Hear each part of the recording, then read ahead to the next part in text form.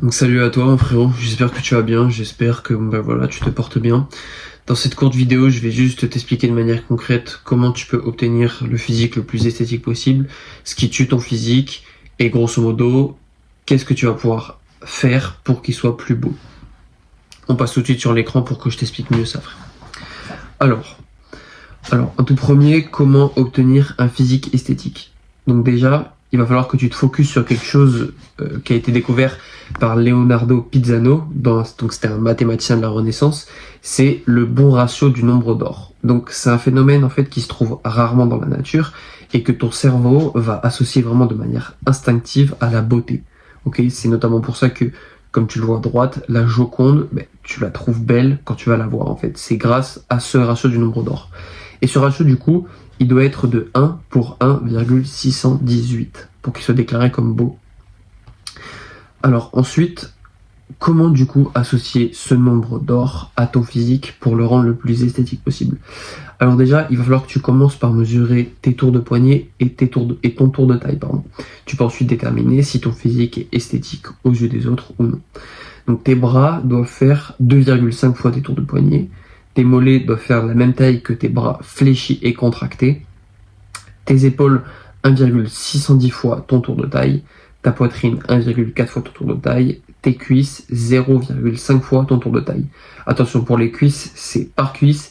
Et si on veut vraiment atteindre un idéal physique total, il ne faut pas viser 0,5 fois, mais plutôt 0,55 fois ou 53. Il faut que tes cuisses soient quand même un peu plus larges que ton tour de taille.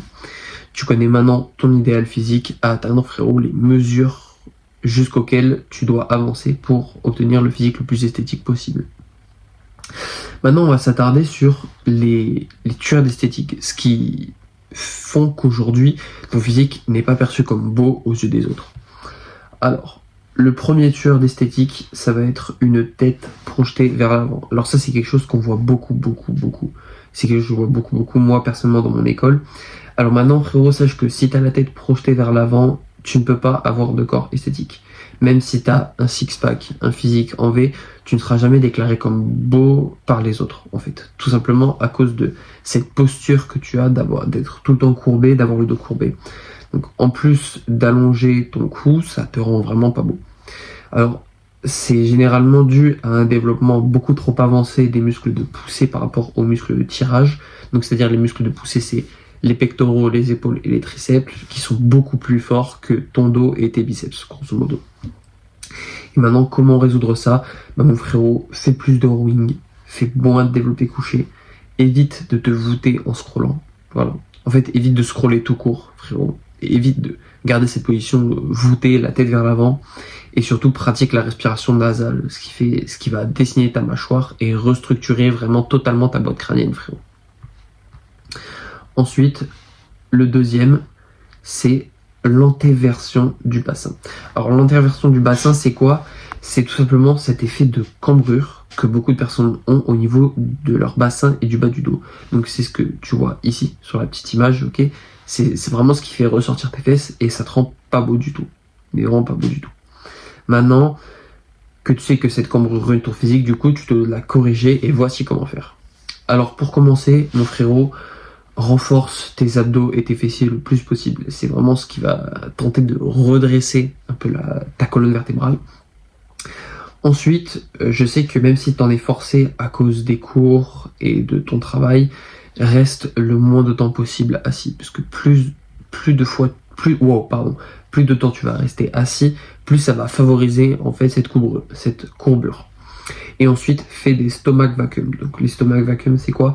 C'est l'exercice que le bodybuilder est en train de faire juste en bas. C'est quand tu recules le plus possible ton ventre dans ta cage thoracique.